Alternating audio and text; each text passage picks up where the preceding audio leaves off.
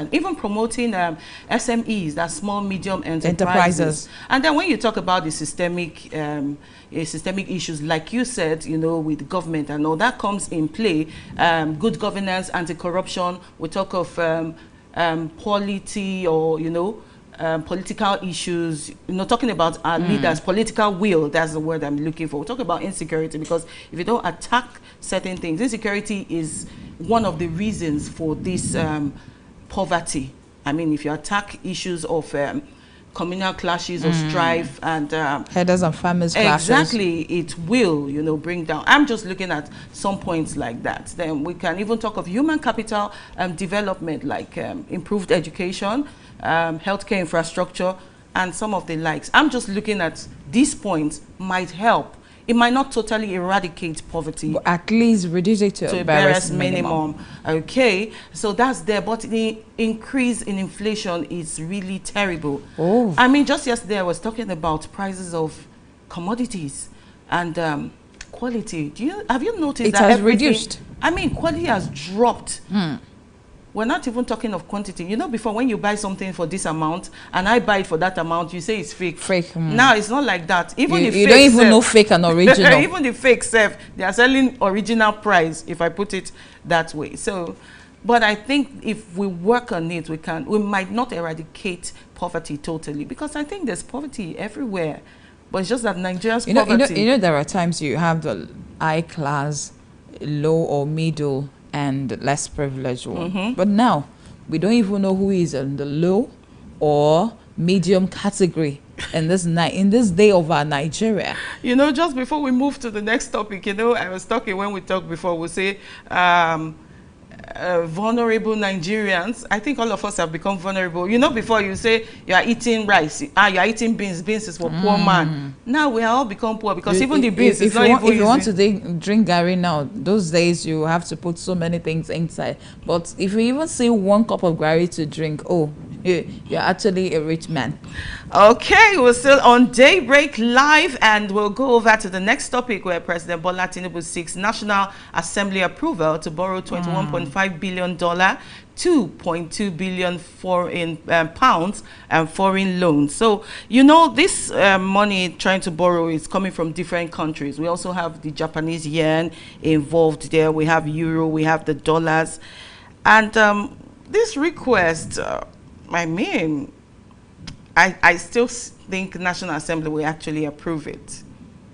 That one is certain. Okay, great. It's certain. It will be approved. Provided that the president, Mr. President, has come to say, okay, this is what this is why I am borrowing this money.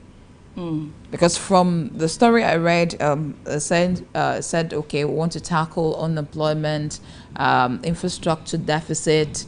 We're talking about health here. So many things. And, but then the question here is, ever since we've been borrowing this money, has anything changed? Well, at least the monies we've borrowed, they've been paid back. I mean, it was in the news just some weeks back. So now we have cleared debt. We've not cleared everything. That's still outstanding. That's why we can also ask for more. And that's why the amount we accrued to 184 billion naira. It's in the news this morning. Okay, so I'll just quickly... It's a fresh loan may push Nigeria's debt to 182 trillion naira. Okay. And we will be able to pay. How much did we pay recently? You're asking me. So we'll pay it. I trust Nigerians. But whether the money will be used as and when judiciously, yes, for what it's supposed to be, well, that's what we're hoping for. Well, I'll just say this. The president said the initiative aimed to generate employment for more skill acquisition, foster entrepreneurship, reduce poverty, and enhance food security, all of which will improve the livelihoods of the average Nigerian. So the president who are the average Nigerians? Maybe. Like I just said, the category we have high class, middle class, or average class, and the vulnerables. Now, where do you belong? Average. Are you sure? I'll be vulnerable. So my own take is borrowing, it's not a problem. But why using it judiciously is what I am. It's at stake. What about internal revenue? Can't we really can't we do our own, you know, to sustain?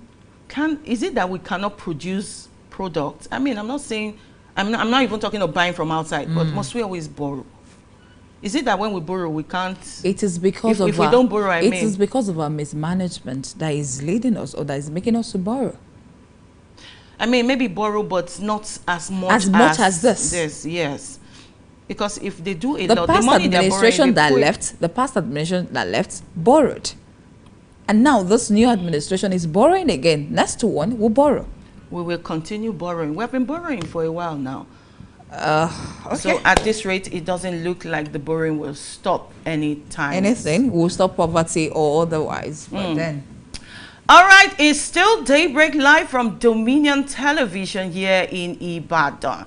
All right, now we'll go on a break and we'll go for Daybreak News. Please stay with us and don't forget to follow us on all our social media handles on TikTok, Instagram, and YouTube at Dominion Broadcast. And you can follow us on X, that's formerly Twitter, at Dominion Cast. We'll be right back after the news. Thank you for watching.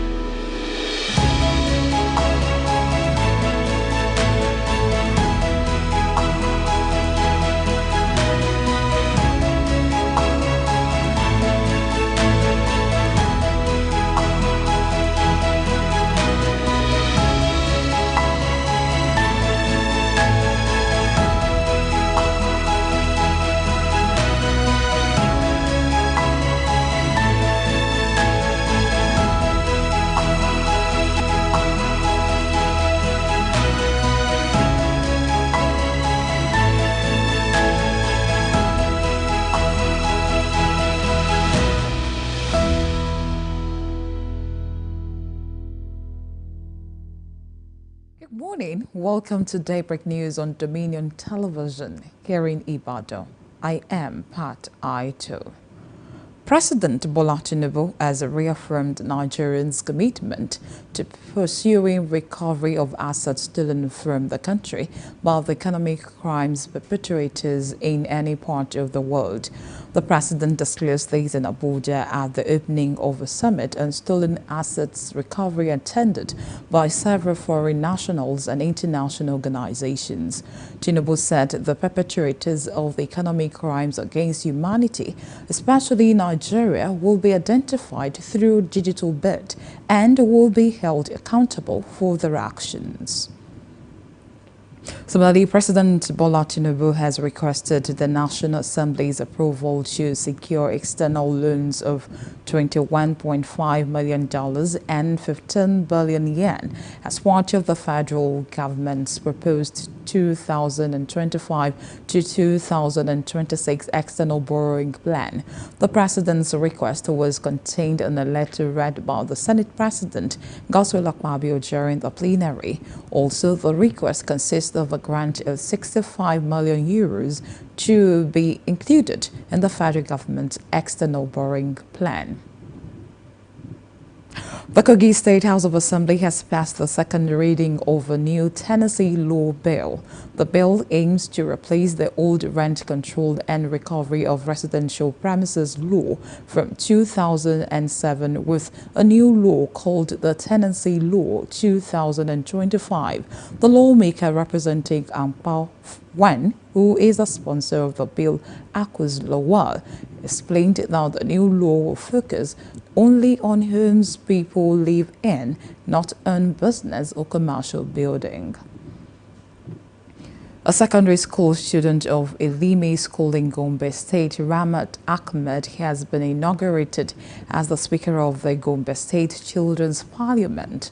The inauguration, held at the conference hall of the Ministry of Women Affairs and Social Development, was witnessed by government officials, legislative officers, and child rights advocates. Ahmed was sworn in alongside 14-year-old Christopher Ongele, who emerged as Deputy Speaker, and 10 other principal officers who will steer the affairs of the 7th Assembly of the Children's Parliament in the state.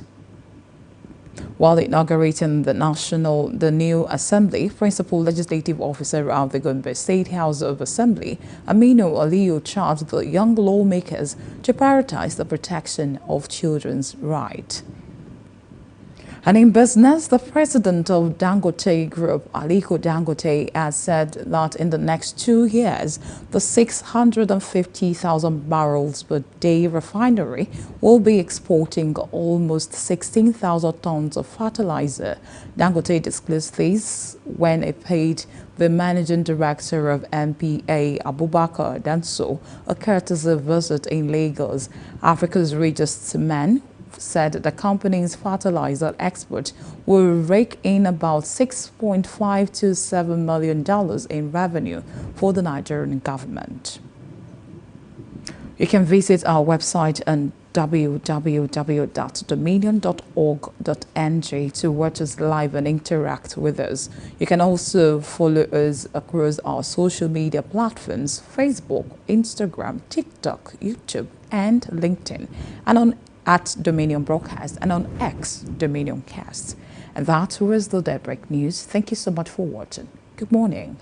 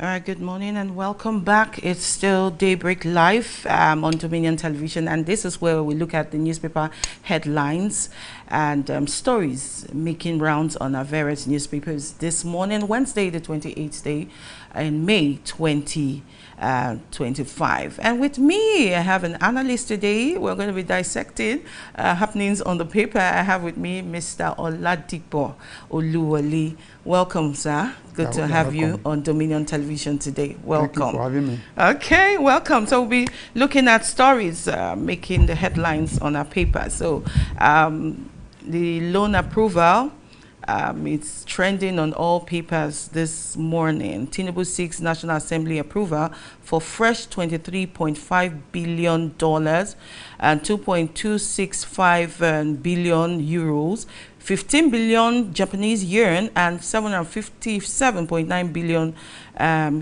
total in loans. We have the riders. This story is coming from this day newspaper. We have the riders debt rolling plan outlines external borrowing for federal, subnational governments for over 2 years. Finance Ministry clarifies, says debt rolling plan does not equate to automatic increase in the nation's debt burden. All right, we have this story also from this day newspapers. June 12th, Kola Abiola demands recognition for persons murdered and jailed by Abacha. PDP NEC, Tinubu's negligence abdication of constitutional duties, in terrorism. It has the riders, says policy inconsistency, wholesale corruption, massive treasury looting, budget padding, public funds diversion responsible for loss of investor confidence. Differs discussions on Anyanwu to next NEC meeting on June 30.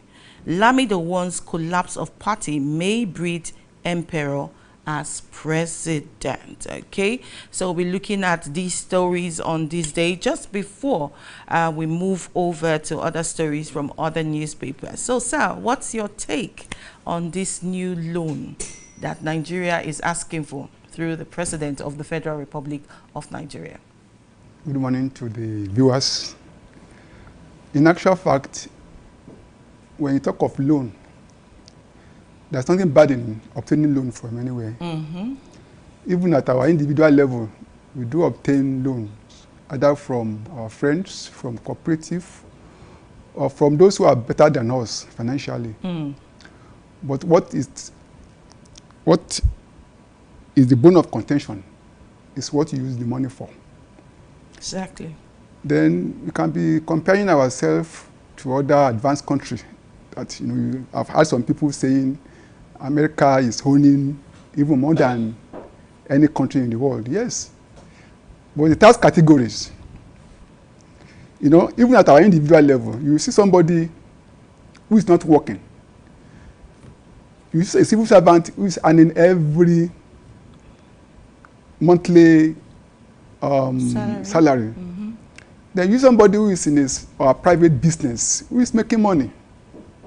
Now, for the three categories of people that I've stated, if somebody wants to lend somebody a loan, you realize that this person who is not working, that person will be very skeptical to give such a person a loan to the person because he has no Which sustainable income. The person who is a civil servant and has monthly income, definitely that person will compare that person better than the first person who has no job. Okay. Then somebody who has a multifaceted means of earning income, definitely that one will have an edge. So that is how we can compare ourselves with other advanced countries. They have means of sustaining such loans.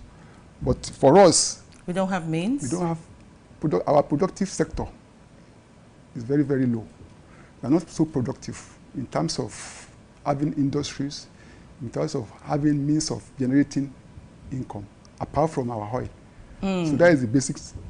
So aside from oil, what can we now do to be more productive? To be more productive, definitely we need to, it's not somebody who is a salary earner and he has business, you know, acumen, definitely, you definitely invest that money every month. He will save to be able to generate another source of income. That is that is an intellectual content in terms of, you know, that personality. Okay, so you're talking about individual now. When I'm coming back to Nigeria. That's the same thing you are saying. The same thing? You know, I've given you the categories of the people. You know, somebody who has no job, someone who is a monthly salary earner, and somebody who has a multifaceted means of generating income.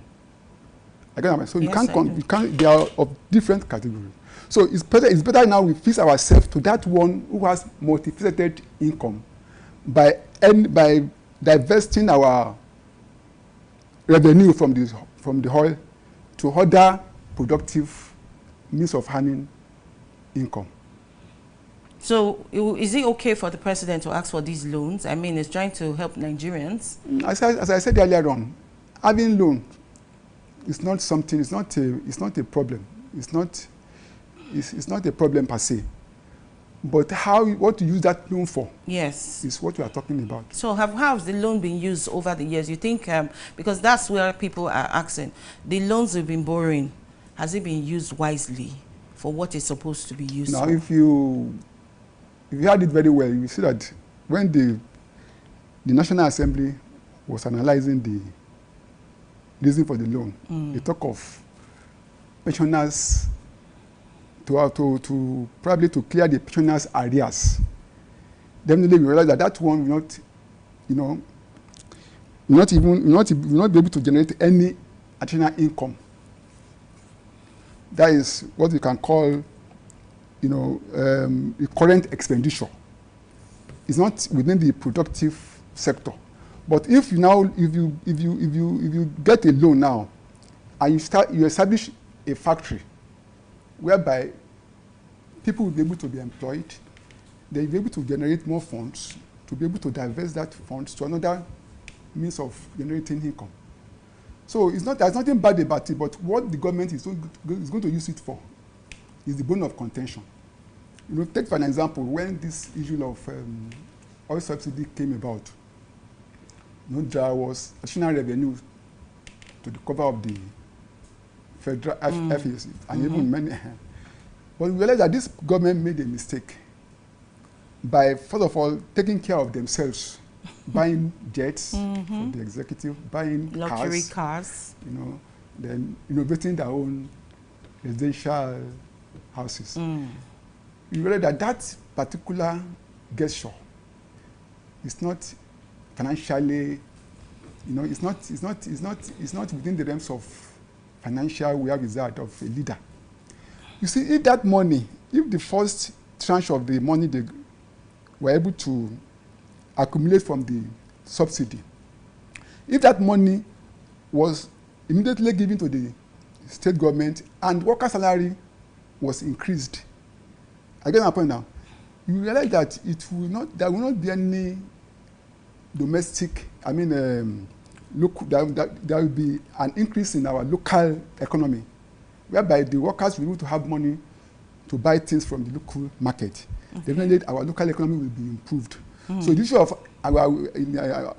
we are hungry, a being power will not manifest. I get my point now. But because they first of all went for their own personal interest, that was why people were crying. You realize that in the past, when Obasanjo came to power in 1989, even before that prompting, worker salary were increased within the few months they came to power. And before they came to power, we realized that worker salary were not paid as at when due then. But immediately the government came to power, they first of all increased the worker salary. And that's why I remember one day I was traveling from Ibadan to Abeokuta. Okay. And I got to a place, a village, and I saw a fleet of cars on the field. So I was inside the public transport. I was asking, are they selling cars in this small village? Said, no, they're not selling cars. So that is a primary school field. I said, why did they allow people now to park their cars inside on the field? I said, no, those were the cars for the teachers. That was primary school. Oh. That was when the What year was this? That was 2001, 2002, when Obasanjo came to power. Okay.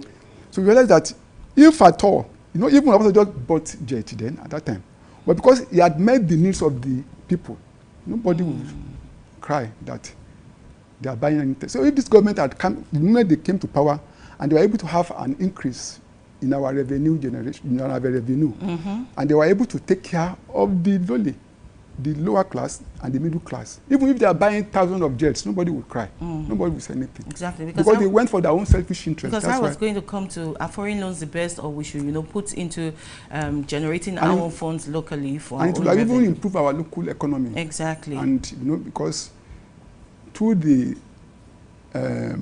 teacher, the civil servant, that's how the money gets into the... After that story you told me from Obasanjo with teachers and cars, has it happened again? Yeah, it happened during the Yar'Adua regime. Okay. Yar'Adua was able to increase the salary of the workers. But were there things like incentives like the cars? No. It wasn't that I said, the workers, because they had more money, they were able to take care of themselves. Okay. That's what they don't know, that they gave them money to buy cars. Oh. Because the salary was increased. Okay. So they had enough money to take care of their personal needs. Not that there was Okay, any... but most times, though, I think when they increase salaries, there's always a rise in inflation again. Especially, people feel, oh, these people have more money, and then, increase in prices of commodities. What we are talking about is, it's not that somebody giving you money now to do certain things. Instead of using that money to take care, let's say, a housewife now is being given money by his husband to take care of the children. Instead of taking care of the children, he uses the money for his own personal jewelry, all these luxuries, women. Then the children will be suffering. They will be crying. That is the channel of taking care of the immediate needs. There won't be any inflation as regard that. At the initial stage of this government, when they came to power, people were crying. There was hunger, there was lack of money. Because there was no money in the circulation. There was no money in circulation by then. There is still hunger, but at least it has mellowed down to a certain extent. You think so? That, because of the rate. You really think hunger has come down? I'm talking in terms, you can't compare when the salaries of workers were not increased. Oh, talking about increase in salaries. Okay. That's why I say when your salary increases and prices also increase, to an extent, it might not make sense anymore. That is true to a certain extent. Might not make sense because what's the point? I now buy more, higher price. So my salary is almost like there's no increase, so to say. So I'm thinking, I'm just saying that because I think government should also checkmate stuff like that. Because when you increase salaries and the prices of goods and commodities also increase, then how am I supposed to enjoy this increase in my salary? It goes hand in hand. Okay. But at the same time, to a certain extent, at least, that increment really, went a long way to mellow down the poverty within the system. Okay. All right, thank you so much. Let's go over to something else. All right, still on this day, just before we go, I would like to hear what you have to say about this June 12th. As Kola Abiola is demanding recognition for persons murdered and jailed by Sani Abacha, the former president. In terms of financial recognition, Well, on CEPT we'll read further, but I don't know when it means recognition. Would you think it's financial? Would you say it's financial recognition? Because, I don't know. What's your thought? Because if it were not to be financial recognition, at least to a certain extent, with the assertion of the APC, the government had gone a long way to do certain things for the family in terms of recognizing June 12th as public holiday instead of May 29th. Instead of May 29th. And giving the MK Abiola the highest honor in the land. And other things they were able to recognize the man for in terms of naming certain emolument after him. Okay. So probably they are asking for financial, and that will have been very okay. I think financial, yes, financial recognition, financial, because that for murder people, the moment the head is not there, the family business has run down. Because the man is not there. And definitely he has a lot of many children, many wives to take care of. So if the government is able to help them in terms of, financial support, I think it will go a long way to reduce the poverty in the families. Among the children. Some of one of the children. Poverty among the children? One of the children came out on radio or television and he was saying that they were suffering because Abiola had a lot of family, a lot of children. So because it's not around now? Definitely, as a family, as the head of the family, they will definitely feel it. But will they always be depending on government for such things? Can the family come together and do something? If that's the case, based on the story you said, well, is it government's priority to take care of the family? Definitely. I mean, that's extended families definitely, now. they will not. Definitely, I know that they will not. They will not fold their arms and keep on waiting. But maybe that is not enough. So they just need an helping hand from the government, which I believe. And then that, according to Lamido, he said that the federal government was owing the man 40 billion naira or so. You can see 40 billion naira then compared to the present inflation and the value of our naira. It's a huge amount of money. So those that even debt, can go a long way to wreck somebody down, to wreck a family down. So they need financial assistance. Okay, wow. Still on newspaper headlines and, of course, analysis here on Dominion Television. We'll go to the next, and this is coming from the Nigerian Tribune. Federal government directs 3-year ban on students caught in exam malpractices. JAMB, WAEC and NECO to ban centers involved in exam fraud. You can find this on page 16 of the Nigerian Tribune. INEC still recognizes Anyanwu as PDP National Secretary, according to report, and it has the riders. Committee urges PDP to follow due process on Southeast's replacement demand. The story is on page 21 of the Nigerian Tribune. Ex-PDP chairman's son and accomplice jailed 14 years for 2.2 billion subsidy scam. You find this story on page 13. One dies and many trapped in a Ikorodu building collapse. Page 21. Muslims to observe Eid al-Kabir on Friday, June 6. And we still have this story. APC plotting one-party rule out of fear of 2027 defeat, and says PDP NEC. And it has the riders. We will never succumb to intimidation or exclusion, says governors. NEC to discuss National Secretary position June 30.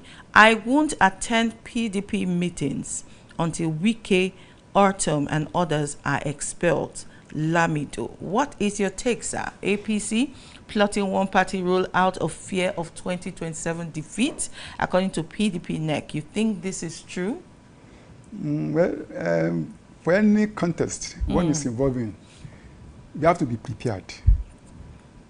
And then, as human being, you all have the feelings of maybe failure or success. So if the APC has that nostalgia, has that feelings of maybe they are going to fail, and they make every effort not to make it possible. There's nothing bad in it. It's only the opponent that will now be able to get his own acts together to be able to confront the strategies the opponent is planning against their own. So over the weeks, we've actually been talking about this issue of one-party state, one-party state. It's always been in the news. The APC has said, no, there's nothing like one-party state. We're not trying that. But I am asking now, is one-party state, do you think it is possible to have a one-party state, in this country? It takes two to tango. Within the realms of democracy, people are involved. Political parties are involved. The politicians are involved. But the people, the masses, are at the receiving end. They are the ones that can easily say, okay, the government is doing fine or it's not doing fine.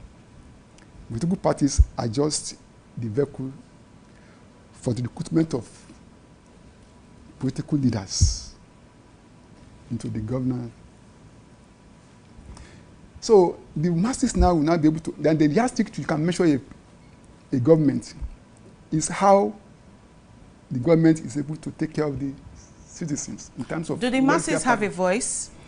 It all do they allow the masses? It all depends. If we don't allow, you know, the masses have, they have. I believe there's power in numbers. Yes. The masses have a say. Do the government allow the masses to really say? If they don't, it's not that government will allow you to. Okay. It's you that will determine to face the reality. Because look at, sometimes we have these, protests here, and they're peaceful protests. And what happens? You see police putting tear gas and everything, trying to disperse. It's peaceful protests. Is it that we are not allowed to have protests? So when we talk about masses, how can the masses really have a say when it comes to things like this? That is just a miniature of what is happening in the democracy. It's allowed. I can happen now. But the power of voting rests on the masses, rests on the people. So if a government is doing that, when you want to vote now, you have the right to vote that person out, to vote that government out. So look at what happened in Ghana. I think the last election, you see how people, they didn't leave everything to the opposition. Again, happen now. They take their lives in their own hands and be able to elect the government they really want. So it all depends on the people. It all depends on the intellectual capacity of the people and the consciousness, political consciousness and awareness and enlightenment of the people. But in a situation whereby a government or a political party uses divisive ethno-religious interest, it becomes very cumbersome. It can happen now for the masses to be able to face the reality, because ethnicity and religion, they are the two divisive means that the government, an incompetent government, always use. Even the politicians generally, they always use to cajole people, because when you talk of religion and ethnicity, they always arouse the emotion of the people. True. People who want to, even if the person is not doing anything right, if it's probably is making them to look poor, the moment you raise that ethnicity or religion, they will, their loyalty and alliance will shift. Again, they will better follow the tribesmen or ethnic or religious. So how can we have a balance? And the balance is for us to enlighten the masses. Okay. Again, now. And I know that as we are now, it all depends on how people feel about the government in the ruling party. Again, now, at least we have gone this route before in 2023, when ethno-religious interest came up and our local and everything. And we now had our way as far as we are concerned, Yoruba land, Yoruba people. So if that decision we took in 2023, if that decision benefits us, then now we can vote the government into power again. But if we feel we have not benefited anything to a certain extent from the government, then our votes worth it? Our votes really counted? Our votes, do they really count? The point is that if people determine to do certain thing, if they determine to do certain thing, they can easily do it. Without because violence. Without violence. If people are determined, look at Ghana, they were determined. People were determined. If people were determined, nobody, and as you can see, people are saying many things. I think people are determined. And if government does anything otherwise, for anything you do, there is always a karma. There will be consequences. If you go against the people's, I mean, we had had the experiences in the past, in the old Western region. Why can't we have these experiences now? When unelected government were... but that's old Western region. Why don't we have these experiences now? Once the masses try something or speak out, our voices, they don't want to hear you talking against the government. They don't want to hear you feeling bad. You should always sing praises, even when you're not happy about what the government is doing. That's why I say you hear somebody say something on, the media, oh, I mean, you know what happened with the youth copper the other time that said Lagos is smelling. I'm just using that as an instance. And then what happened? You know how the outcry was, and they were against her, that she already had to come in at some point to escort her. You know, things like that. So that's why a lot of people might not be able to talk. You know, the point, those are the issues. Those are the issues towards our value system. Those are the issues towards our value system. Now that we have experienced all these anti-democratic, you know, moves by this government. Now, when we are now, it's our turn now to vote, then we should be able to know what to do. I can point out, I don't think we should leave everything to the opposition parties. We, as citizens, who knows what we are going through, as an individual, as a group, we should be able to come together and do the right thing. If you can even see, you know, the problem I'm having with people is that in most cases you realize that people, they always buy into the negative, you know, negative narrative of the ruling party. The moment they throw certain, you know, look at it, they will tell you the opposition are not doing their own work very well. They are not, and people are buying into it. Okay. Are you going now? So when the masses themselves, when they try to buy the negative narrative of the ruling party, okay, then it will become something difficult. But you should be able to discern the reality from fiction, the truth from falsehood. All right. Without doing that, reality we from go to fiction. anywhere. Thank you so much, sir. Okay, I'll take this on. The federal government directs 3-year ban on students caught in exam malpractices. What do you think that's a good way? For every, let us first of all look at it this way. For every negative attitude or negative act, there should be consequences. Even in our own family. If your child is doing certain thing at any level, if there is no consequence for what he is doing, he or she can easily go, you know, monster. Again, happen just like a wound that is not healed, it can become cancerous. Again, happen now. So there must be consequence for any negative action. Again, happen now. So I buy the idea, but as rightly said, when your child steals something now for the very first time, and the consequence of it is for you now to tie him up and put fire in the olden days.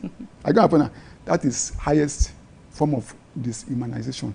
Okay, so would you say 3 years is too much? No, it's too much. Because the point is that we are dealing with youths. At every point of our life, even as an adult, we fumble. We made mistakes. Again, happen now. So if by making a mistake, again, happen now, and you now try to destroy the life of such a youth, it will not be easy for such a person to gather anything. I mean, to be able to move in life again. So the consequence, anything that we are going to do must be minimal, must be just something that we let them know that there is. So how many years would have been okay? Cell 3, like 1? Suspension, Abi. Ban. There is no even need for banning. I'm going to happen now. There are many forms of punishment. I'm going to happen now. There are many forms of punishment. You can easily ask anybody that does such a thing, okay, we are going to maybe the sweeping, you know. I mean, this is we're talking about JAMB, WAEC, NECO. It's not just the school exam. It's like the external examinations dealing with a lot of students. It's not your school exam that you say, okay, if it were to be that, then probably you can just ban them for probably a year. Okay. A year will be enough. So to lose that, you know, when you lose a year, then it will become part of your life that you have wasted. So a year will be enough. All right. So on other papers, but I would have loved that no one is banned at all. So that I would have even loved after exam malpractices. I would have loved other consequences. Such as? You see, probably the parents of such children, I can happen now, can be reprimanded. Again, I'm be giving warning. You know, before you can take action, you can give warning. The first warning, the second warning, now you can now take action. I get my point now. But I believe a year will be enough. If at all, if we are going to take any action against the negative attitude of the all right, so of our children. Thank you so much. But finally, just before we go, a lot of congratulatory messages all over the papers. Tomorrow is May 29th. Will be 2 years, you know, this administration. So I would just like to hear, how would you, I mean, there's something on leadership, say knocks and kudos for Tinubu on security, but how would you, just quickly, how would you rate 2 years of President Bola Ahmed Tinubu's administration so far, 2 years after? You see, no leader will come to governance to be a failure. Everyone wants to be a successful person in every human endeavor or every task. But then, we talk of the capacity and capability, the intellectual capacity and capability. We have potentials. You may not have the capacity and the capability. And secondly, your own attitude towards life matters. You know, there are many things this government has done, as I said earlier on, but they allow their own personal interest to override the collective interest. And that is where the problem is. Okay. I got my point now. So They far, have tried in one sector and they have failed in one sector. When you talk of security, when you talk of having innovation, okay, sir. in terms of economy of the country, the economic policy of this government is not bringing anything to the table of the masses. Okay. We have to go. Time is fast spent. Thank you so much. We've been looking at the newspaper headlines and story, and my wonderful analyst, Mr. Oladipo Oluwole. Thank you so much, sir, for coming and doing justice to these headlines. All right, more to come on Daybreak Live this wonderful Wednesday morning. And coming up is the big story with Parts. Thank you so much. Please stay tuned.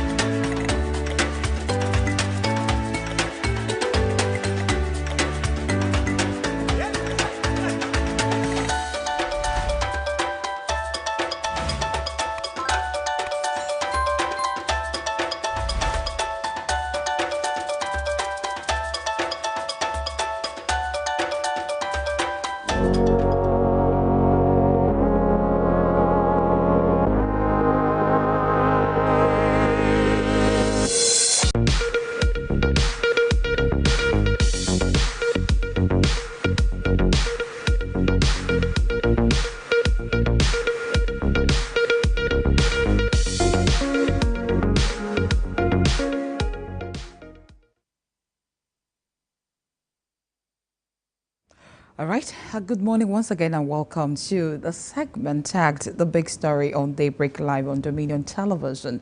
I am Pat Aitu. The People's Democratic Party, PDP, future hangs in the balance, and can the party overcome its internal crisis and regain its footing? Today we will examine the challenges facing the PDP and ask, can it survive 2027? I mean beyond 2027.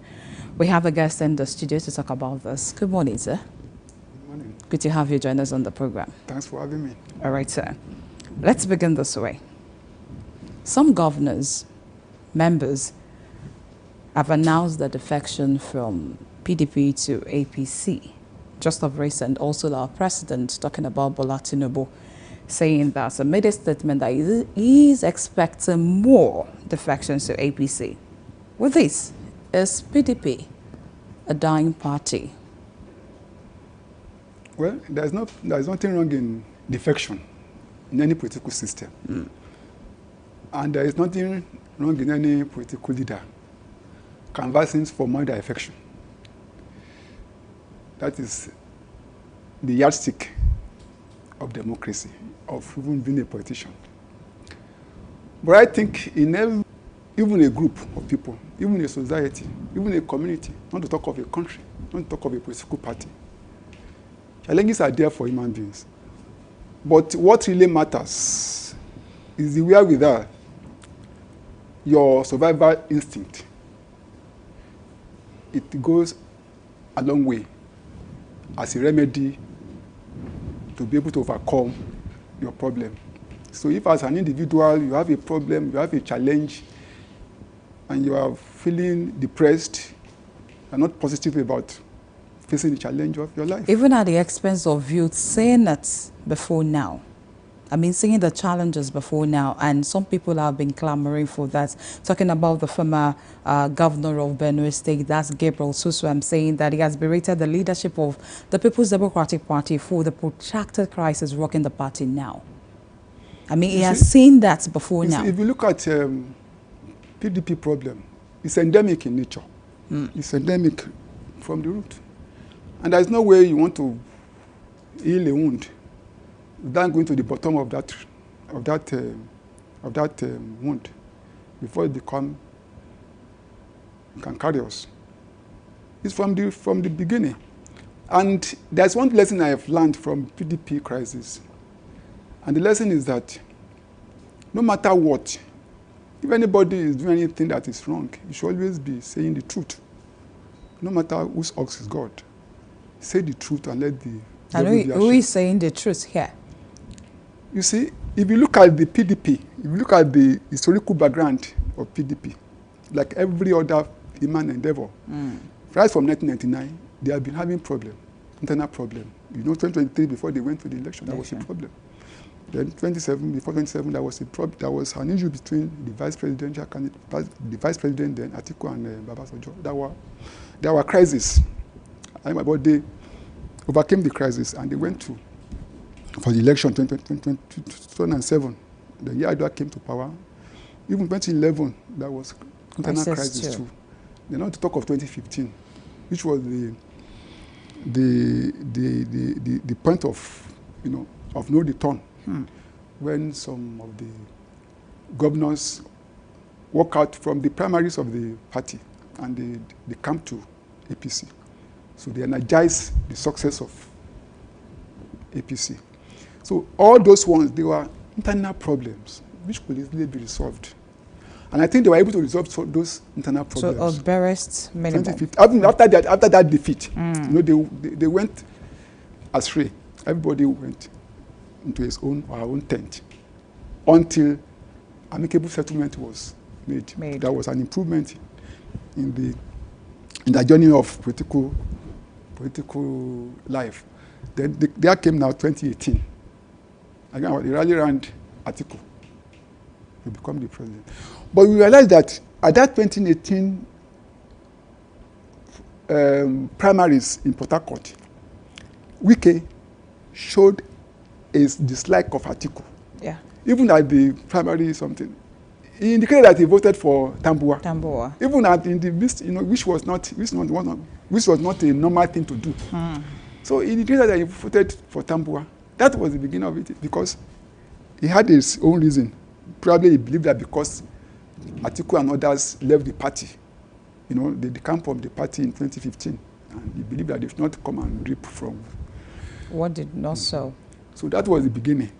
But they were able to manage, and you realize that even that presidential primary for the PDP in 2018 was to be held in somewhere else.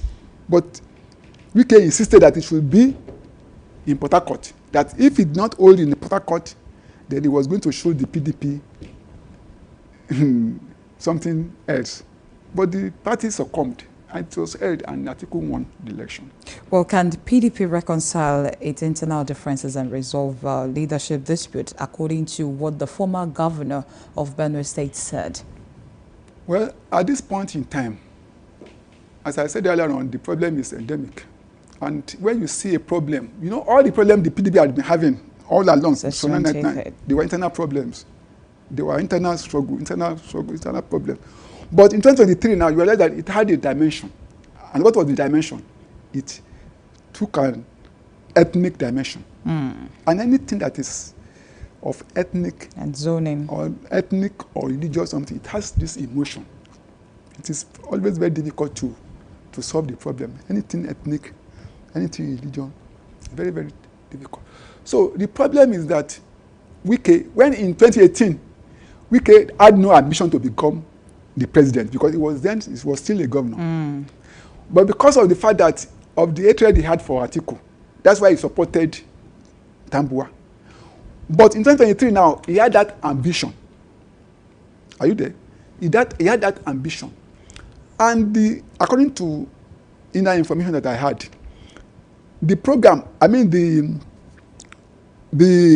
plan of the PDP in 2023 was to replicate that of Atiku Obi 2018, presidential candidates. They were the Atiku was the flag bearer of the PDP in 2019.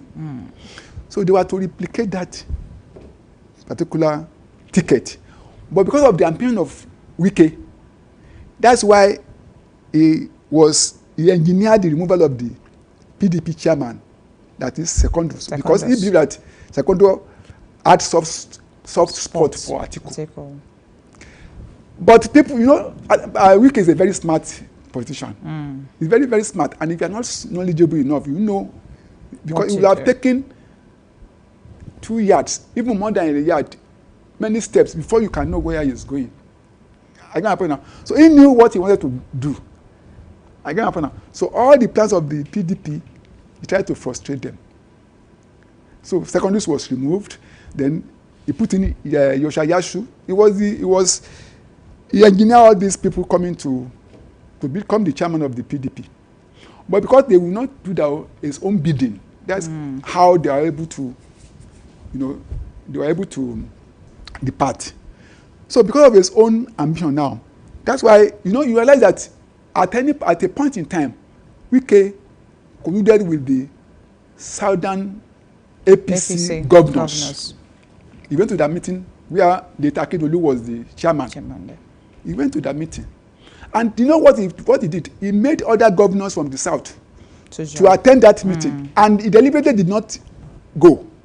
But he had already knew what he was going to do, that they are going to canvass for southern presidency to nullify the strategy or replicating Atiku Obi of 2019 in 2023. So that is now used at ethnic interest. Now telling us that no, his father is, and then the APC knew. He played to the hand of the APC, because at that material time, the APC had this alliance with the northern oligarchy, the conservative from the north. That's the area. Like Buhari and co. And they didn't want to relinquish power to the south. Because they knew that PDP was going to, elect Atiku as PDP flag bearer from the north. and it will be very difficult for APC to win election. That's why Akeredolu and co. started throwing That's that. the late Akeredolu. Later Akeredolu said that no, it's Southern turn. Southern turn for the APC. I get happen now. And Wike now went to collude, and he was now saying no, they have agreed. I want to ask, is APC or governors or Southern governors, is it one of the organs of PDP to take decision? I get happen now. So when you continue to peddle falsehood, at a point in time, it will become the truth. And knowing full well that the Southwest Yoruba, they would love that if that one of the person is coming to contest. That is where what ethnicity does. Ethnicity does not do with reality. It deals with emotion. In your all explanations and indications now, you're trying to say the party crisis will get tougher. I mean, there will be a struggle between there will be regional tensions and power struggles. That's what you're trying to say. No, it all depends on how everyone looks at it. Because Wike is pulling out of PDP now. The point is that they should have taken steps. They should have taken steps against the Wike people. That's why it's always good. How and what should have been done? Let me tell you something. If somebody is doing anything wrong, you don't allow that person to fester in doing that. Gain power, much power. You have to nip the bud on the head. You have to do something.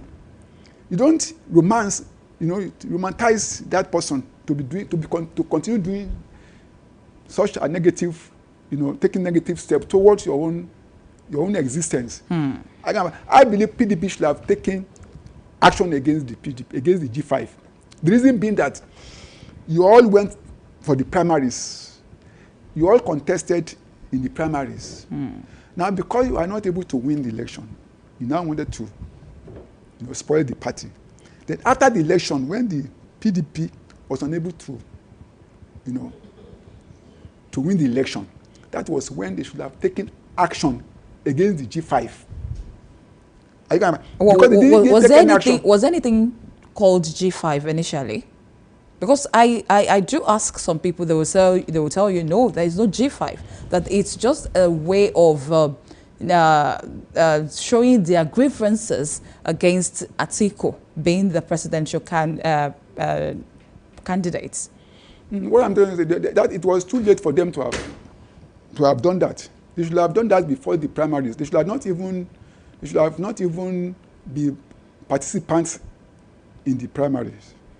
I get it now. So canvassing for Southern presidency is just a way. It's a way of diverting the people's attention to their own interest. And that's why anything one does in this life, there's always a repercussion. Truth is truth. The moment you don't follow the truth, you can't lay something on nothing. And that's what is happening to Wike and our highly resourceful governor of Oyo State, Makinde now. I get it now. Because what those power people look about two currency. Because you can't lay anything on falsehood. You can't lay anything on something or nothing. You can't lay. It's not possible. They gave us the parable of Southern presidency. It was a wrong parable. It was a wrong narrative. They knew what they were doing, but they just play on our own sensitivity. our own intelligence. I get it now. They were all fighting. They were fighting at that matter. They were fighting for Wike. One of them wanted to become the president. I get it now. So they now use other things to be able to let people, maybe they are. If you see any politician talking about religion and ethnicity, it's for his own interest, not for the masses. I get it now. So when they now, it's never done. You are part of me, and you rock the boat. The party had chosen somebody as their flag bearer, and you went against such a person. It's not like a family. You take a decision in a family. No matter how the wife is against the husband. The decision has been taken among. Then, if anybody goes the other way, that means a saboteur. Who should be dealt with. I can happen now. So that is what really happened. Should PDP be afraid of Wike pulling out of that party now? they should not be afraid again. How? The moment you have been applying, and then another thing is that Wike is very smart. He had already Because Wike is a strong old person talking about in South. If you're talking about southern region in Nigeria, Wike is a strong man there. You can only talk of being a strong man probably in Rivers State or in South, not generally. Maybe in Rivers State or South.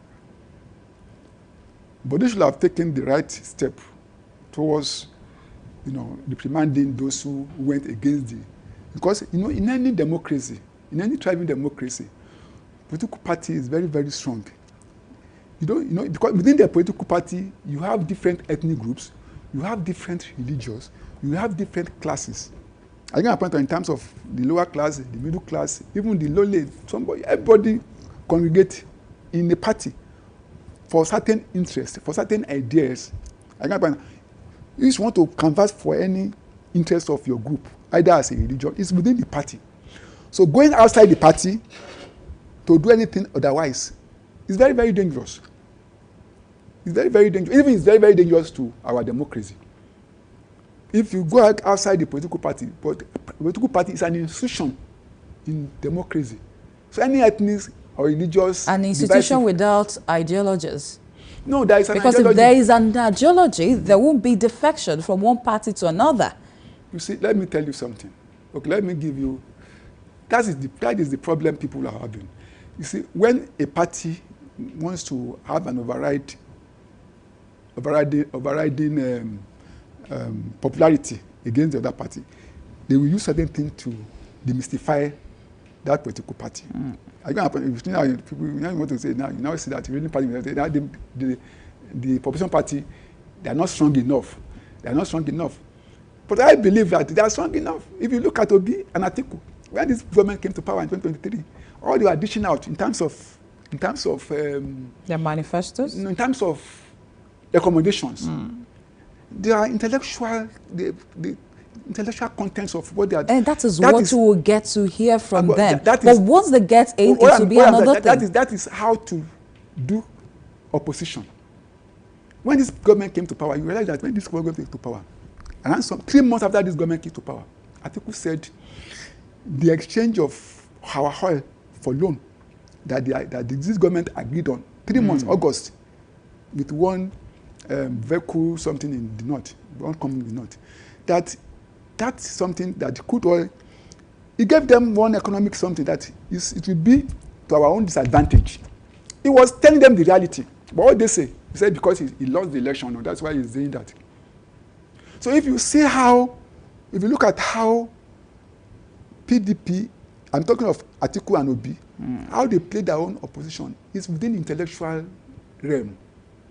But if you see APC, it's a matter of someone like propaganda, falsehood, and by the time they told that falsehood, it would look like the truth, because they will have put out that narrative to the masses, and masses will be able to, they will buy that negative narrative against the opposition. So the type of opposition Atiku and Obi did at the inception of this government is the right opposition, giving them ideas. You realize that at a point in time, Atiku even proposed a private bill to the National Assembly about 6-year tenure and rotation. Yes. What they do? They didn't pass it. Then someone else about, I think this year or last year, passed the same bill from the House. From the House, I think it may be House of Assembly or the Senate. But what happened? They didn't pass it. But now they will now be talking about rotational presidency. Is that not feasible? It's not feasible. It's not feasible. In a multi-party system, it can only be feasible when there is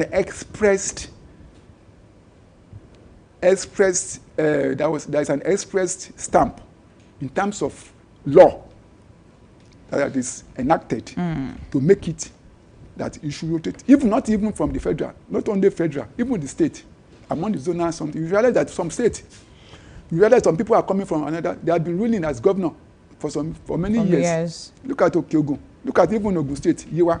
Why? Because we are practicing multi-party system.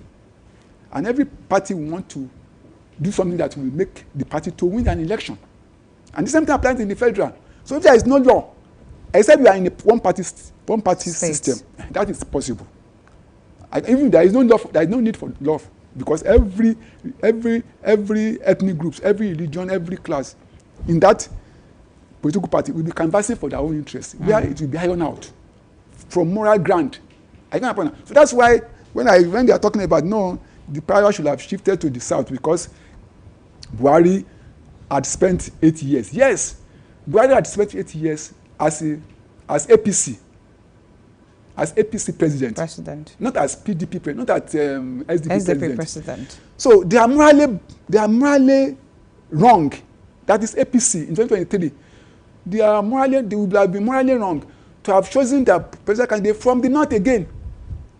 Are you getting my point now? Because Edenana was in the power for 8 years. So morally, constitutionally is not wrong, but morally it will be wrong. Then for PDP, the last president of the PDP happened to be Jonathan from the south. And for the 16 years of PDP, we had 13 years, about 8 years. Jonathan 5 years, making 13 years out of the 16 years of PDP. That they were southerners. So if now in 2023, if the power now came down to the south as head of PDP, morally it will be wrong.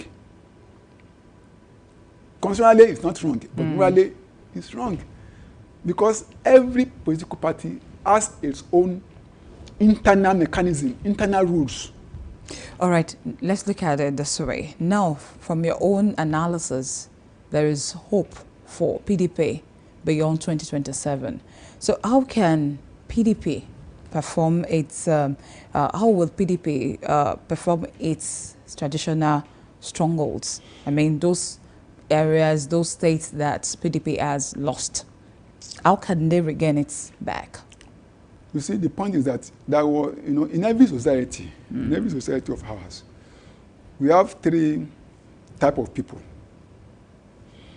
We have the creators, the managers, and we have the destroyers. The creators and the managers, they can be negative, they can be positive. But if you see the destroyers, they don't have any duality of purpose. It's just negative. And whenever a destroyer wants to be positive, it has ulterior motive. It has a predetermined reason for doing that. I get up now. It's not that he wants to be positive. He has certain reason. And that's what is playing out in the PDP. Where that, what they call it, Mike. Anytime he does certain things for some people, he has reason for doing that. It's not for free. So that's why he always, at the end of the day, he will now tell you somebody has, betrayed me. At the end of the point that he is unable to achieve his aims or goals or vision, they will now turn that person to be a betrayer when that person is not dancing to his truth. And that's what is happening between him and the governor of Oyo State now, because he knows that his own interest is no more in the offing. Are you getting my point? So that's why he is having problem with the governor of Oyo State, because his own interest is not that governor of Oyo State would like to have his own bite as regards the presidency, and knowing full well that this man is going to be ahead of me. And that's what he did to Peter Obi. He knew that Peter Obi might have had an edge in PDP over him to become the vice president candidate. And that's why he frustrated that person out of the... Look at the issue of the Rodada they are destroying, sealing up the PDP FCTA. That's why I said Wike is very, very smart. He played a game. And what is that game? It's just like when you see a security man now, he wants to arrest somebody in the market. Either where we have a congregation of mechanics or panel beaters. You will know that tactically, the security man will not go to that person first. First of all, arrested everybody. He knew the target. but he rounded up everybody. You knew what he was doing, no? That is what Wike did. The target was PDP. But he realized that if he was unable to touch some other that's why you look at FRSA and what they call it. FIRS. He said that they are paid, that they went there, they paid. He knew. There is a commercial bank there. They knew. He knew that they had paid. But just to make it look like that is a political vendetta. From Wike to the PDP. And that is it. It's part of the game. You know, Wike will do certain things. If you are not smart, you will know where he's going. Look at it when you saw there's an agreement. There's an agreement. How will you? Maybe I don't know why even they invited him to the governor's meeting. If you talk with Wike now, if you say maybe he said certain things, okay, this thing will be done. This will be done, and you have not agreed. But by the time you wanted to tell people outside, you said that you have agreed. It was the governor's meeting at Ibadan. Was it part of the organ of the government? If there's even an agreement, then you now have to go to the larger congregation where decision will be taken from as regard the whole party. If I agree with you, it doesn't mean that the party has agreed on everything. By the time I came to your studio today, the lady that came to me, if there's a certain agreement between me and her, as regard it doesn't make any tangible headway without meeting the management of the. Can I now be saying I've told that to the deal that I wanted to do this, so we have agreed. But you know, our people, they always look at issue from either political point of view, or from the point of view that you love or you hate somebody, or from ethnicity. And then when you want to say the truth, truth is truth. It's not a matter of maybe I love somebody or Wike is one of my admirers, because of the yeoman opposition he played along with John Fayose in the first 2018, 2019 during the Buhari. I get my point. I love them because he played that proposition. But the point is that in life, you don't just have. You don't need to be heady. In life, there is need to forgive. The moment you can't forgive, then everything will be. All right, a quick one here. What do you think PDP can implement to revive the party so that we can see PDP beyond 2027?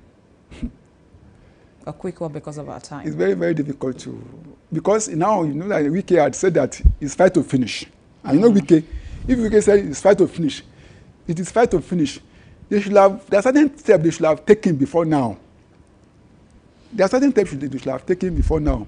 You know, when there is a wound, and from that wound you are using certain sanitation or maybe all these antibiotics, and the wound now degenerate to cancer.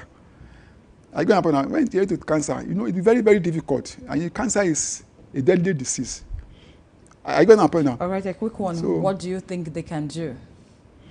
All they can do without Wike. Wike is still being Eddie, because without, except the only point is that, except they want to agree with these terms and conditions. Terms and conditions. All right, thank you so much. Without that, the secretary should be the signatory to anything that will emanate from the party, and he knows what he is doing. All right, thank you so much for joining us on the big story today on Daybreak Live on Dominion Television. Of course, can the PDP survive beyond 2027? The answer remains uncertain, and one thing is clear: the party needs urgent reforms to address deep-seated issues. We'll keep you informed as this goes on. Well, Daybreak Sport is next on the agenda. Good morning, and thank you so much for joining us on the big story this morning.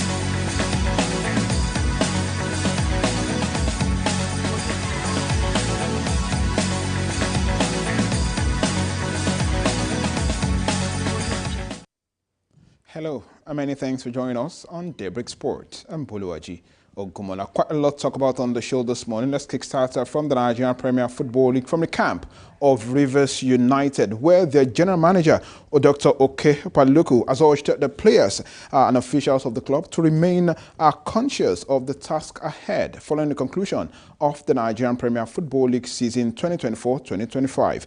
Well, the Pride of Rivers finished second to book a place in the Champions League come next season. Paluku expressed gratitude to the players and Tenko crew for picking a continental ticket. Recall that the Pride of Rivers United, last played on the continent back in the 2003-2024 MPFL season. Yes, 2023-2024 league season here in Africa. Well, from there, let's cross to London this morning and talk about the Unity Cup Invitational Tournament holding at the G-Tech Community Stadium in West London, where we had the first semi-final game played yesterday, and it was a victorious outing for the Reggae Boys of Jamaica. 3-2, they won that encounter, and it was a stoppage time penalty for the Jamaicans yesterday. 3-2, that game ended. Let me inform you that the second semi-final of the tournament is billed for today, later this evening, and it's between the Super Eagles of Nigeria and the Ghanaian counterparts. Well, let me inform you that the winner of the Ghana-Nigeria game holding today will face the winner of this tie. And of course, the winner of this tie that we saw yesterday, and that's Jamaica. Of course, it promises to be electrifying. Well, talking about the Nigerian game, and there you have it on your screen, the much anticipated encounter rekindles a 74-year rivalry steeped in history, passion and pride as the three-time African champions, the Super Eagles of Nigeria, and four-time winners, Ghana's Black Star, will light up the competition as the Unity Cup Invitational Tournament later on today. And I must confirm to you that Tolu Arokodare joined up with the squad yesterday to raise the number to 23 players up for this particular encounter. Don't forget the last time that Nigeria played Ghana, it was a 2-1 victory for the Super Eagles of Nigeria, and in that game, we actually ended an 18-year winless run against the Black Stars of Ghana, courtesy of goals from Cyril Dessers and Ademola Lookman. Now, for this game, the big boys are not invited for this one. Ademola Lookman is not taking part in this one. Victor Osimhen is not taking part in this one. Victor Boniface is also somewhere in Ondo State enjoying his holidays. But then, we have others, led by Samuel Chukwueze, set to face Ghana later today. And let's go straight to the camp of, before we go to the camp of the Ghanaians, let's take this thought of Ahmed Musa, who is making a return to the squad. He is the captain of the team and is excited to be back with the Super Eagles. Let's listen to him speaking after yesterday's training session. I'm very happy to be back. For me, it has been a long time, but I don't think there's any difference. So we'll just wait and see the day of the game to see what's going to happen. As you can see, a lot of home-based team, boys in the team. As you can see, like the coach, I think he watched a lot of games of the Nigeria League. So I feel very happy for them. So let's see what can happen in the game. Yeah, we know that a lot of Nigerians are, I would say they are very disappointed in the Super Eagles, but I will always call on them to just keep on supporting us because that is what we need right now. Their support will make a very impact for us. Well, they listened to Super Eagles captain Ahmed Musa expressing his delight, of course, following his return to the Super Eagles of Nigeria, and of course, confirming Nigeria's disappointment following outstar last time out, and of course, how we've been, pursuing World Cup qualification. Well, we'll talk about the World Cup qualification later on because we'll return later on this year. But let's go to the camp of the Ghanaians this morning, where the GFA has confirmed that Thomas Partey, Mohamed Kudus, Antonio Semenyo, and Kamaldeen Suleiman will miss the Unity Cup tie with the Super Eagles today. The GFA disclosed that Kudus, Suleiman, Ernest Nuama, Elisha Owusu, and Semenyo are recovering from minor injuries. Also sidelined with injuries are Abdul Manaf Nuruddin, Abdul Mumin, Tariq, and a number of players are also out of the squad to face the Super Eagles later on today. And of course, you want to say that that's a major chance and opportunity for Super Eagles. We keep our fingers crossed and see how things pan out. The game will be played later tonight at 7 p.m. and you can stay locked on Dominion Television as we'll be beaming the game live to your screen. Just visit Dominion, www.dominion.org.ng to enjoy the game later on this evening. Well, from there, let's talk about continental football, where the Confederation of African Football and Local Organizing Committee have announced that match venues for the 2024 Women's African Cup of Nations. For the first time, 6 venues will be used for the biennial tournament. Well, the venues are the Olympic Stadium in Rabat, Labi Zoli Stadium in Casablanca, Jere Pego Stadium in Casablanca as well, the El Bachir Stadium in Mohamedou, Honor Stadium in Oujda, and the Berkane Stadium in Berkane, all in Morocco. Morocco will actually host the WAFCON 2024 finals from the 5th of July to the 26th of July 2025. South Africa won the last edition of the competition, which was held, which was also hosted by Morocco. Nighttime champions, the Super Falcons of Nigeria, are drawn in Group B with Botswana, Tunisia, and Algeria. Or let's leave the African continent this morning and cross over to the Middle East, where our Nassr forward Cristiano Ronaldo has clinched a second successive Golden Boot award in the Saudi Pro League. Ronaldo was on target again as they rounded off their season with a 3-2 defeat of Al Fateh. The goal took the 40-year-old Ronaldo's tally to 25 goals for the campaign. In total, Ronaldo scored 35 times across all competitions, and of course the 5-time Ballon d'Or winner registered 35 league goals in 2023-2024 season to claim top scorers honors last season. Now this season, Ronaldo finished the campaign 2 goals clear of Ivan Toney that plays for Al Hilal, who also scored 23 goals in his debut season. Ronaldo's former teammate Karim Benzema netted 21 times for title winners, that's Al Ittihad, of course, in the Saudi Arabian League. And after their league game on Sunday, Ronaldo dropped a cryptic message, it's passing a message to those who understand. Probably that's the end of his football, not a career, football in Saudi Arabia. Of course, we'll keep our fingers crossed and continue to update you. Let's leave the Middle East. Let's get straight to Europe this morning, and it's the camp of FC Barcelona, where Lamine Yamal has signed a new 6-year contract with FC Barcelona following a breakout season in which he helped the Catalan club win a domestic treble. The 17-year-old Spain winger's existing deal was set to expire at the end of the 2025-2026 season, but his contract was renewed, of course, and he will stay at Barcelona till 2031. All right, let's move straight to a bigger competition this morning, and that's the Europa Conference League. Don't forget, last time out, we had the Europa League finals where Tottenham defeated Manchester United to be crowned champions of the Europa League. And the third tier of European club football is the Conference League, and it's between Real Betis and Chelsea Football Club. They will do battle tonight in the Conference League finals after granting themselves a place in next season's Champions League. The Blues can cap off an impressive campaign under Enzo Maresca by completing the set in terms of European trophy. Don't forget, twice the Blues have won the Champions League. They've also won the Europa League, and they are looking to complete it by winning the Conference League later on tonight. But then they have to get past Real Betis tonight. Fingers crossed, we'll see how things pan out. They've always been favorites to win this competition since the start of the season. Let's see if they'll be able to cap it off and ensure that another English team wins an European club competition this season. Well, from there, let's cross over to the world of tennis and talk about the French Open, the second Grand Slam of the year.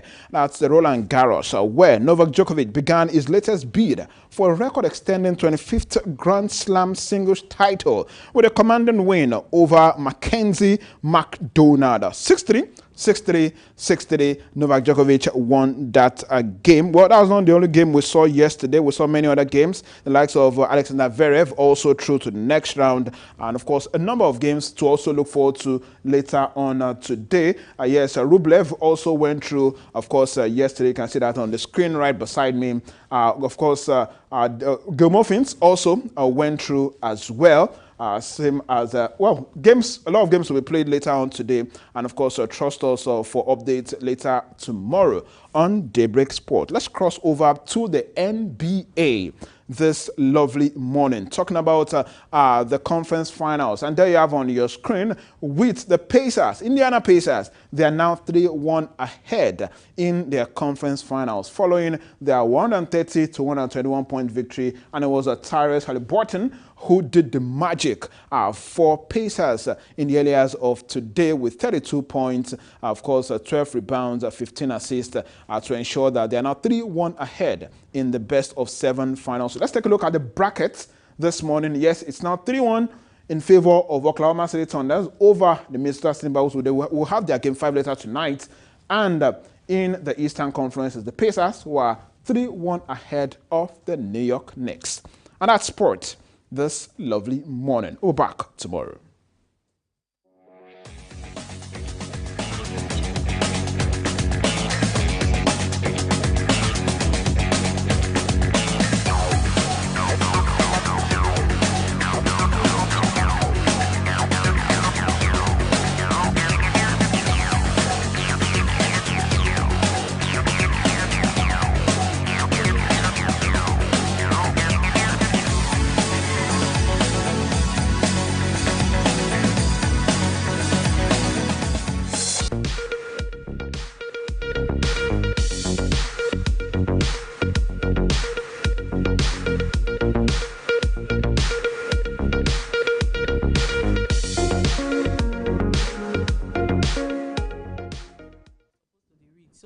From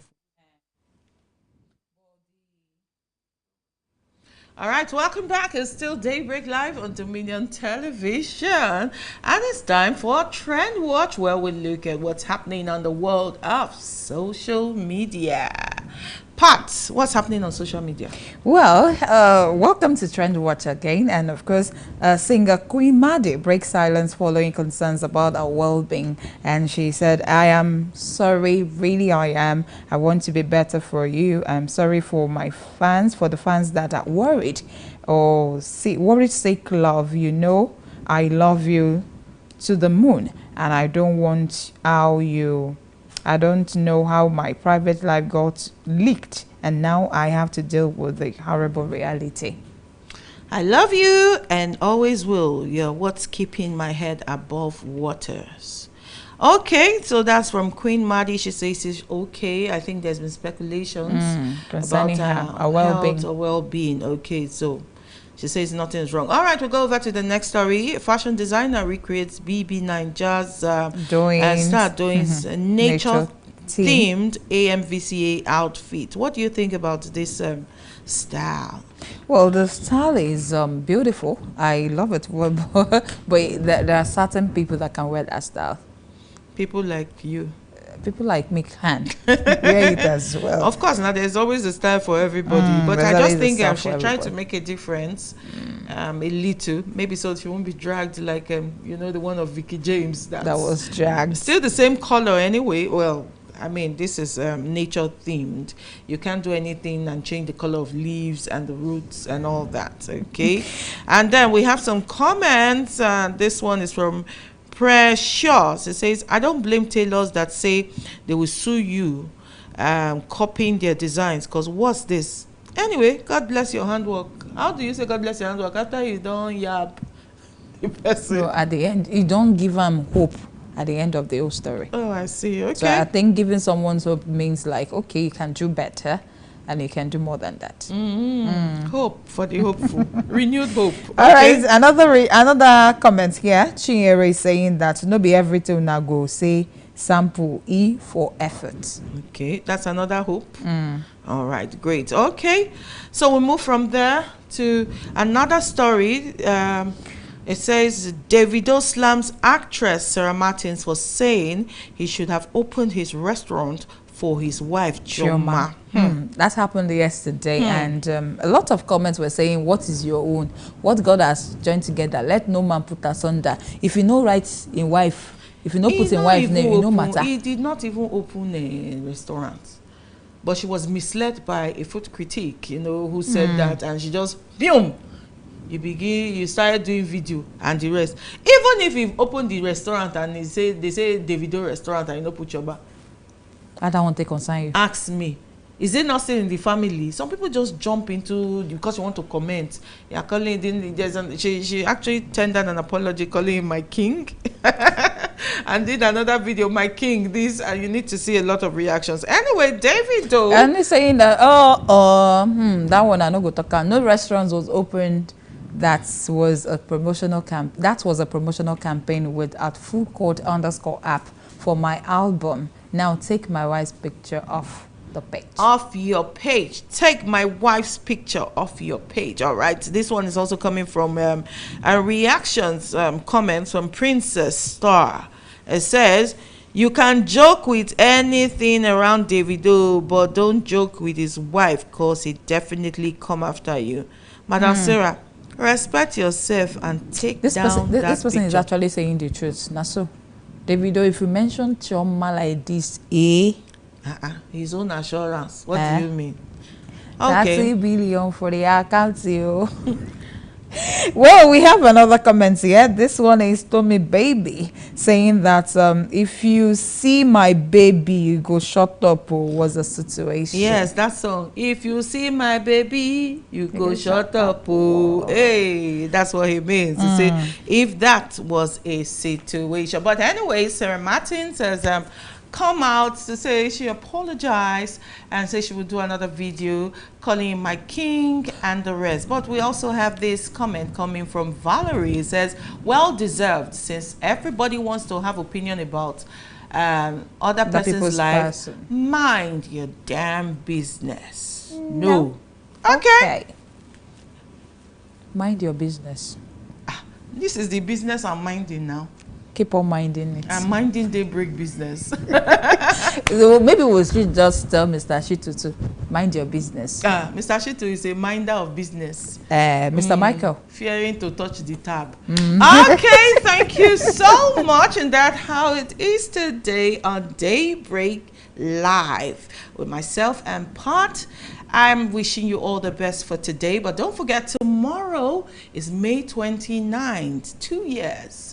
Exactly tomorrow into this administration. That's the Bola Ahmed Tinubu's administration. I'm sure we'll be having reactions. We'll get to know how far from Baba people, as Nigerians, what they have to Baba say. I mean, a lot of congratulatory messages are flooding the newspapers and, you know, online. Everywhere say congratulations, congratulations. Well, congratulations are in order. Okay, so until tomorrow, by the grace of God, we'll be here. I will be here anyway. I don't know about Pat. I will be here. I'll be here as well. All right, just after Daybreak Live, coming up will be the agenda with Chike. I leave you here. My name is Abby Dickinson. Have a wonderful Wednesday and God bless Nigeria. And I am Pat Aita saying have a wonderful day.